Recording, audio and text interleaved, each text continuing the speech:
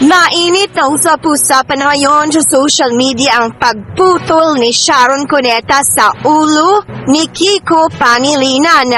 Mas lalong pinapainit nga ni Sharon Cuneta ang balitang kumakalat ngayon na naghiwalay na sila ng kanyang asawang si Kiko Pangilinan. Sa social media post nito ngayong Pasko, ipinost ni Sharon Cuneta ang kanyang family picture. Kasama niya sa picture ang kanyang 4 na anak na sina Frankie, Miel, Miguel at ang kanyang panganay na si Casey Concepcion.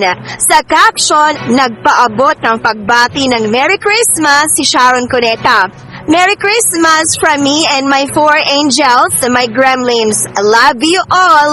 Ngunit, mapapansin na kasama si Kiko Pangilinan sa larawan. Pero, pinutol ni Sharon Cuneta ang ulo ng kanyang asawa. Ikinagulat ito ng mga netizens dahil bakit naman puputulin ni Sharon Cuneta ang ulo ni Kiko? Paskong Pasko pa naman.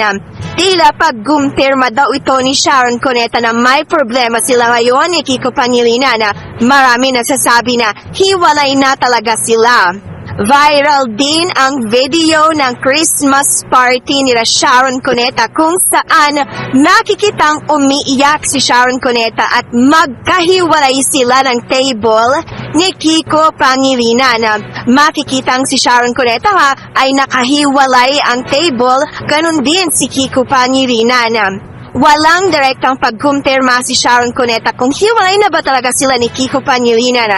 Ngunit sa mga nakaraang interview nito, nagpahiwatig si Sharon Cuneta na ayaw na raw niya kay Kiko at pagod na raw siya sa kanilang relasyon. May ilang mga nagsasabing nag-ugat raw ang hiwalayan nila Sharon Cuneta at Kiko Pangilinan dahil hindi raw nagustuhan ni Kiko ang naging reunion concert nila Sharon Cuneta at Gabby Concepcion kamakailan kung saan kasama ang kanilang original na anak na si Casey Concepcion.